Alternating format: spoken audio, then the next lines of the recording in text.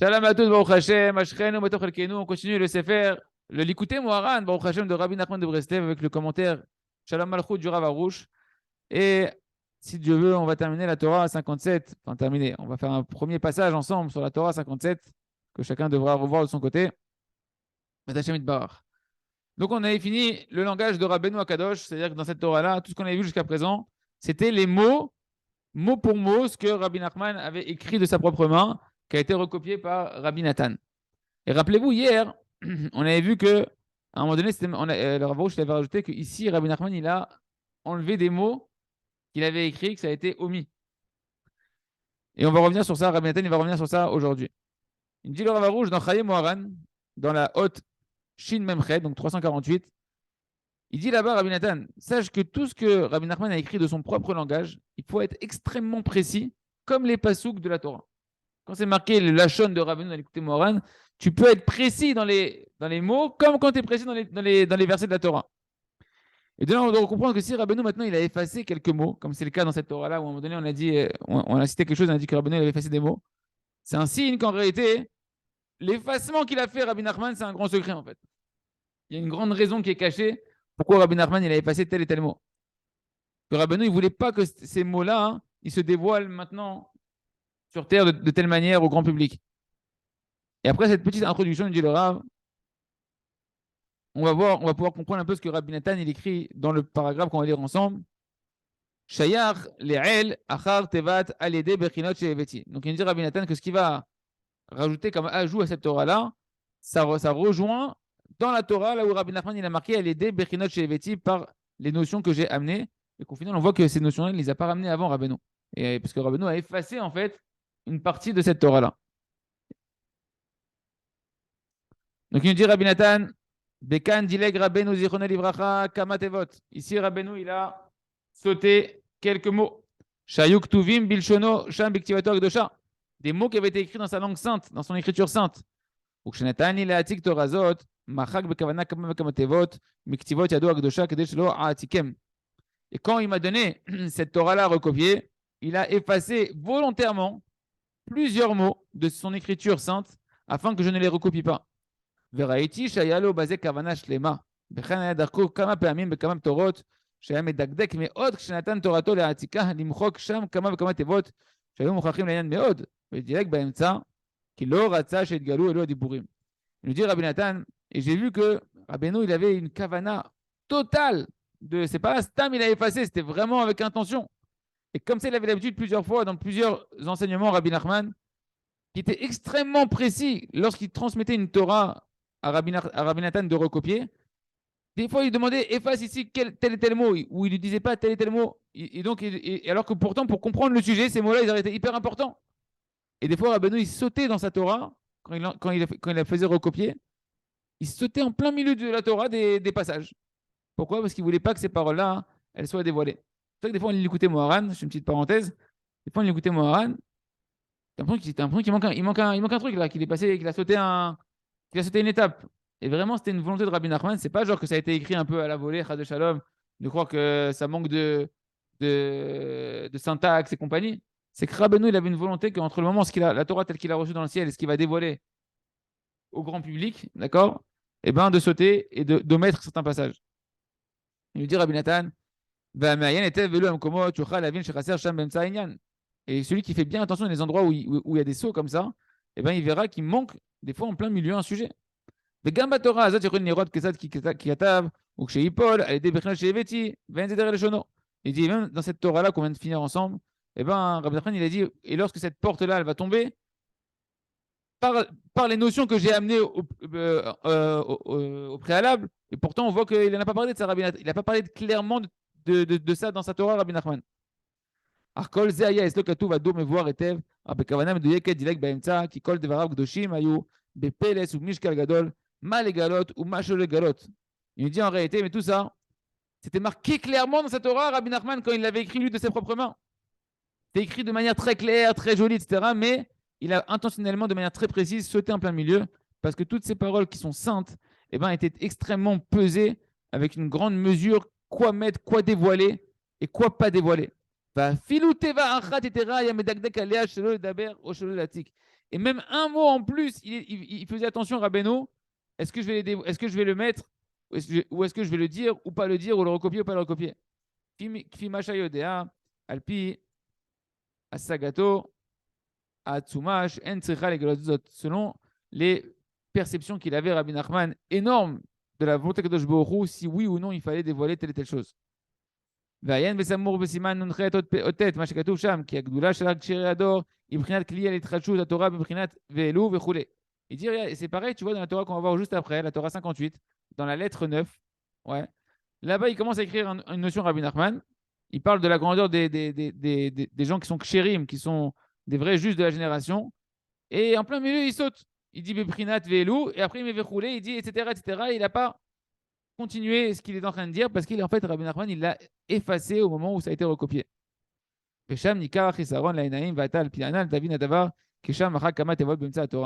Et donc maintenant, là-bas, tu vois bien qu'il manque quelque chose. C'est flagrant, c'est visible pour les yeux de voir qu'il manque quelque chose. Maintenant, grâce à ce que je viens de t'expliquer, tu peux comprendre qu'il a en fait effacé des mots en plein milieu de sa Torah. וכן באותה תורה שבסימן נ"ח הנ"ל, מחק מקודם כמה וכמה תיבות ועניינים בשאר מקומות שאין ניכר כל כך, וכן אחר כך בסימן נ"ט, שם גם כן מחק באות ח' אחר, וזה הפירוש. Il dit comme ça en fait dans la Torah 58, il a effacé également certains mots, etc., des mots, des sujets, etc., dans différents endroits que tu ne le sens pas en fait. C'est-à-dire, tu peux lire la Torah sans le sentir. Mais pourtant, en fait, Rabbi Nachman, il a effacé des mots. Et pareil dans la Torah 59, il a effacé dans la haute rette là-bas également certaines choses. Veze perouche, baïd, vechon, she'avot, ayu, megairin, gerim, vechoulé. Bon, il nous ramène en fait les passages en fait dans la Torah 59 où là-bas aussi il manque des morceaux. Sham, machak, kama, vekamate, là-bas aussi il manque plusieurs mots.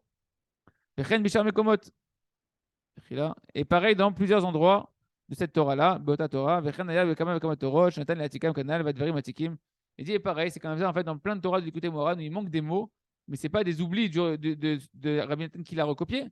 C'est une volonté de Rabbeinu d'avoir effacé ces mots-là.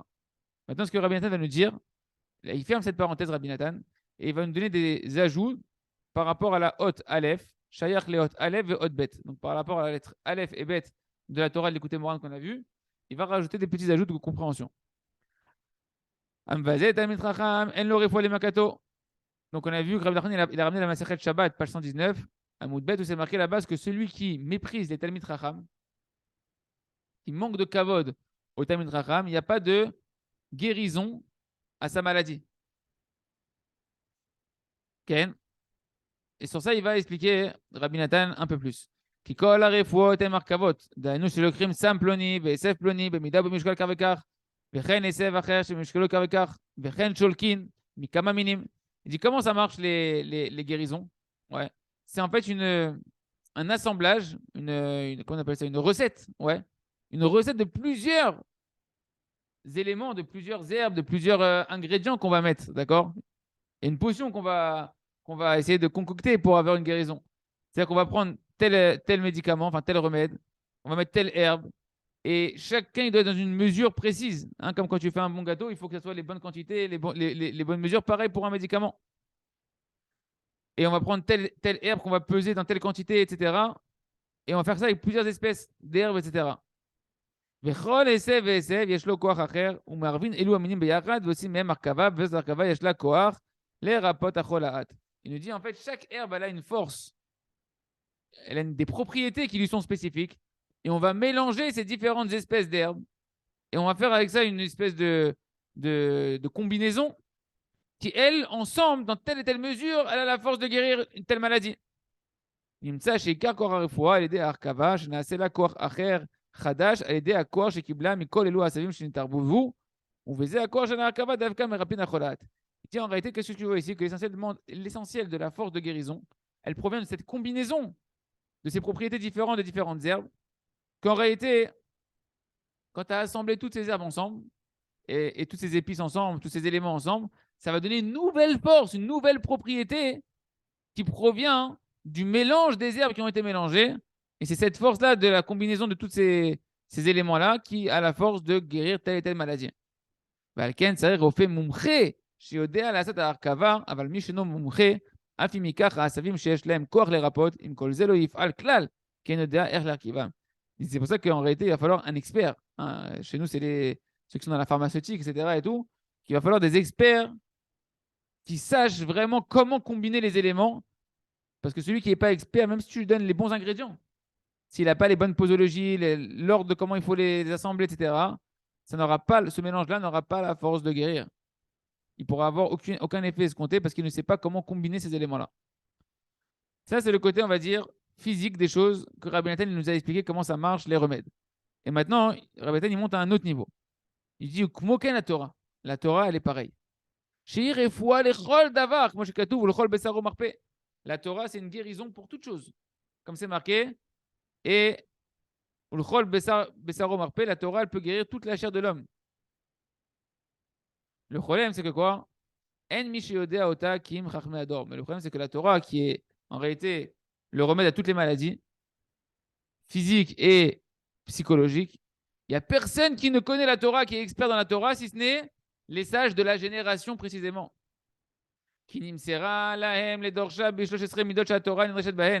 Parce que la Torah leur a été donnée entre leurs mains à eux de pouvoir la commenter d'après les 13 mesures de commentaires de la Torah. Vous savez, il y a 13 théorèmes, on va dire, qui permettent de commenter la Torah et de comprendre la véritable intention des versets, comment on peut décrypter les versets. Les choses seraient midot. Et qui c'est qui sont maîtres de ces axiomes de décryptage de la Torah? Ce sont les sages de la génération. Aval me Torah be'atzma yefshar ledadavar ki im pi chachmei ador shem mefarshim ota ki la Torah niya bimkoma ve'ashira bimkom acher. Il dit mais en réalité de la Torah elle-même, tu peux rien tirer tout seul. Si tu n'as pas l'aide des sages de la génération, qu'eux ils vont la commenter d'après les règles qu'Hachem a transmises, comment on peut commenter véritablement la Torah, tu ne pourras pas comprendre ce que la Torah elle veut vraiment pour te guérir. Parce que la Torah elle est pauvre dans certains endroits au niveau du texte et elle va être riche dans d'autres endroits. Et les sages d'Israël, eux, ils vont cueillir, ils vont mélanger, ils vont combiner les passages de la Torah, les lettres de la Torah, et ils vont commenter ainsi la Torah d'un endroit à un autre endroit grâce à ces 13 théorèmes, ces 13 manières de commenter la Torah. Comme c'est marqué dans la Bakama, que les Chachamim, ils vont diminuer ici une lettre, ils vont rajouter ici des lettres. Comme ça, ils vont commenter, donner des éclairages que la Torah veut nous donner. Et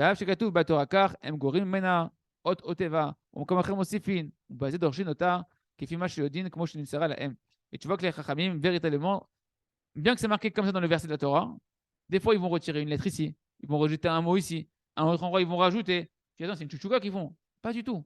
C'est qu'eux, ils ont les règles, les lois qui permettent de commenter la Torah, de l'expliquer comme eux, ils savent qu'il faut le faire, comme ça leur a été transmis. La Rabbi va amener un exemple de la Rabbi Nathan, il va amener un exemple de la Gemara de ce genre de principe-là. C'est pourquoi, en fait, quand un homme, chas de shalom, il va manquer de kavod à un Talmid Chacham de la génération, les générations passées, c'est déjà presque plus une épreuve, on va dire.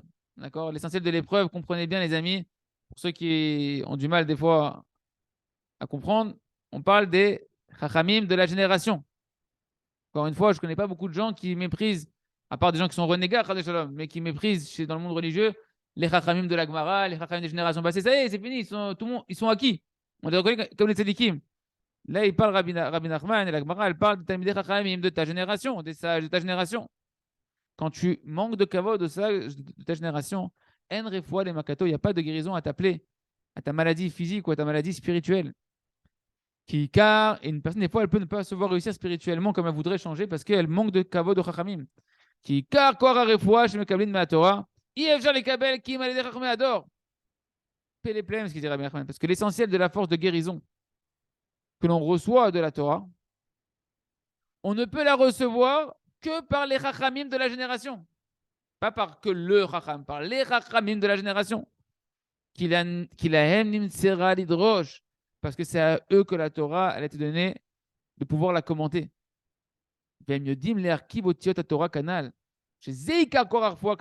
comment il explique bien maintenant. Il dit, et c'est eux et seulement eux, les chachamim, qui sont experts de savoir comment combiner les lettres de la Torah, comme on a vu ensemble, que c'est l'essentiel de la force de la guérison, même des plantes, à plus forte raison de la Torah, c'est la sagesse de comment combiner et assembler les éléments pour obtenir un effet escompté qui va être une guérison. Qui colle à sa vie, mais Torah. Et en plus, on avait vu au début de cette Torah 57 que toutes les herbes, même leur force de guérir, d'où elles la reçoivent? De la Torah. Tout a été créé par la Torah. Toute l'énergie de ce monde-là, c'est la lumière d'Hachem qui passe par la Torah. Et donc, même les herbes, leur propriété de guérir, elles proviennent de la Torah. Veikar Kocham, les rapotes ou à l'aider à Arka Canal. Et l'essentiel de leur force de guérison, c'est la combinaison des éléments, comme on l'a vu ensemble. על כן, העיקר תלוי בחכמי הדור, שעל ידי שהם יודעים לדרוש את התורה ולהרכיב אותיות התורה כנ"ל, על ידי זה מקבלים כוח כל ההרכבות של כל העשבים שמקבלים כוח מהתורה. Et là, Rabbi Nathan, il nous réassemble toutes les choses en disant, c'est pourquoi l'essentiel, ça dépend des sages de la génération, de la croyance, de la foi que tu vas avoir dans les sages de la génération, que par le fait qu'eux, ils savent commenter la Torah et la combiner les lettres de la Torah, comme on l'a vu au-dessus, grâce à ça, eh ben, il donne la force aux combinaisons des herbes de guérir, de pouvoir guérir, puisque même les herbes, elles reçoivent leur force de la Torah.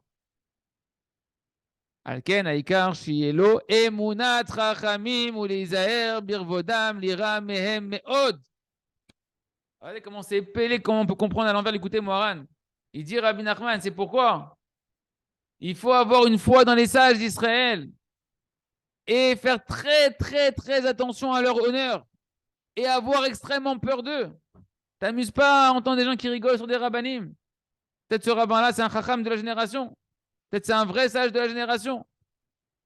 Et qu'à cause de ça, tu peux ne pas avoir de guérison à toutes tes maladies spirituelles et physiques.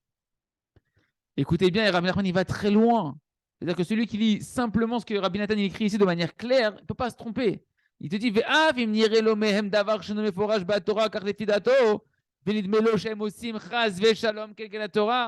הוא צריך להאמין שוודאי הם עושים נכונה על פי התורה, כי התורה נמסרה להם. Et là, Rabbi Nathan, normalement, pour tout chassid Breslev qui au moins croit dans Rabbi Nathan, comme un sage d'Israël, il devrait faire très attention à ce qu'il dit et à ce qu'il entend sur les tzadikim ou sur des gens que certains considèrent comme des tzadikim. Il dit, c'est pourquoi, même si tu as l'impression, quand tu vois un barbu qui est considéré par certains comme un tzadik, comme un grand chacham, même si tu as l'impression qu'il est en train de faire quelque chose qui n'est pas d'après la Torah. Tu attends, il a fait un truc, c'est pas de la Torah, ça. C'est le contraire de la Torah, ce qu'il est en train de faire. Tu as l'impression, il dit Rabbi Nathan, que tu vois, que toi, tu dis ce qu'il fait. C'est pas de la Torah. Et tu as l'impression, Chazve Shalom, il dit Rabbi Nathan, je reprends les mots de Rabbi Nathan, qui fait le contraire de la Torah, qui est négatif à la Torah. Combien on a entendu dans la génération, ce Yetzirara de prendre des tzadikim et dire regarde, il a fait ci, regarde, il a fait ça, c'est contraire à la Torah, etc. Rabbi Nathan, il dit même si tu vois ça, même si tu vois que tu as l'impression qu'il fait contraire à la Torah, ou tsarir le amin, toi, petit juif qui étudie les enseignements de Rabbi Nathan et de Rabbi Nachman de Breslev maintenant, tu dois avoir foi. Que même si tu as l'impression qu'ils font le contraire de la Torah, que toi tu dois avoir foi que c'est sûr qu'ils font ce qu'il faut d'après la Torah, parce que la Torah a été transmise entre leurs mains.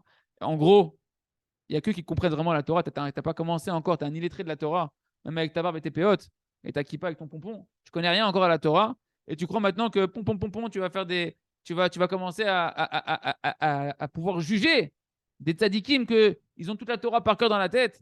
Et toi, tu te dis maintenant, non, mais il ne fait pas la halakha. Toi, Bekoshi, tu connais qu'il faut faire un tzadim le matin. Tu dis, non, il ne fait pas la halakha. La Torah leur a été transmise entre leurs mains. Il n'y a que eux qui savent ce que c'est la Torah, ce qu'elle veut la Torah. Ah, tu es tellement ignorant que tu as l'impression que c'est le contraire de la Torah. C'est ton problème. Attention, il dit Rabbi Nathan, attention, comprenez les paroles de l'Agmara et les paroles de Rabbi Nachman. Et encore une fois, l'épreuve, elle n'est pas sur les Talmidei Chachamim des générations passées. Qui parle sur les Talmidei Chachamim des générations passées, à part des goyim ou à part des gens qui sont miskenim, captifs captifs des goyim, qui sont des renégats, des potentiels balais de chouva. Kegon chez nous, Rohim, dit par exemple que nous, comment tu vois qu'en fait la Torah elle est transmise entre les mains des sages d'Israël il ferme un peu la parenthèse à Rabbi Nathan, mais franchement ce passage-là, il faudrait le couper et l'écrire devant nous tous les jours face au Yetzirara qu'on a dans la génération qu'on entend des critiques sur les Chachamim. Il dit par exemple, on voit que c'est tout dans la Torah de manière claire que celui qui a transgressé des mitzvot, des commandements négatifs de la Torah, mitzvot lota assez, c'est quoi la punition? Qui reçoit normalement 40 coups. Arbaïm yakenu. C'est marqué dans Dvarim Kafret. 40 coups il va prendre s'il a transgressé un commandement interdit de la Torah, une mitzvah négative. Bien, Amrou, Shloshim Vetesha Malkot Davka. Chachamim, ils viennent dans ma Maseret Makot, le traité des coups, et ils disent dans la page 22 là-bas, Moudbet, non, c'est pas 40. C'est vrai que c'est marqué dans la Torah 40. Mais en fait, c'est 39 coups. Qui t'es tombé sur la tête ou quoi? Il y a marqué 40 de manière claire dans la Torah écrite. Non, c'est pas 40, je te dis, c'est 39. C'est 40 moins 1. Qui aiment Yodim Alpi Adrashot Ve'amidot Fimash Nimsarlem. Parce que eux, ils savent, d'après ce qu'ils ont reçu, de comment commenter la Torah depuis Moshe Rabbeinu, depuis comment dire, la Chal et Moshe Misinaï, depuis que Moshe Rabbeinu a reçu au Arsinaï, comment commenter la Torah et comprendre la Torah, ils savent comment commenter le texte écrit de la Torah. Il n'y a que eux qui savent comprendre vraiment en fait la Kavana d'Hachem. Et comme ça, ils disent non, c'est précisément 39 qu'il faut. Pour ça, il faut que tu t'écrases, te faire petit et que tu crois dans les Chachamim de ta génération. Ou les Ashlir Slichlo Vedato, et tu dois jeter ton intellect et ta compréhension des choses, ta soi-disant compréhension des choses. Verak lismoch alehem, appuie-toi sur eux avec simplicité, avec une foi aveugle. Kilahem nimsera Torah les dorsha kanal, parce que c'est à eux que la Torah elle a été transmise, de la commenter, comme on l'a vu au-dessus. Ashrenu matachekenu, quand on a fini cette Torah, 57 du Écoutez Morad, on vient de voir, les amis, un yesod atzum dans les ajouts de Rabbi Nathan, et c'est une mitzvah de le faire savoir autour de vous et de vous rappeler que c'est marqué dans la Torah 57, tout à la fin de la Torah 57, comme ça quand il y a des gens qui sont un petit peu à travers le Tzahara et qui croient dans Rabbi Nachman et Rabbi Nathan, et ben de leur faire voir ce qui est marqué là-bas. Yeratzon Sheneske Lekolze, Hazak, Venitrazek.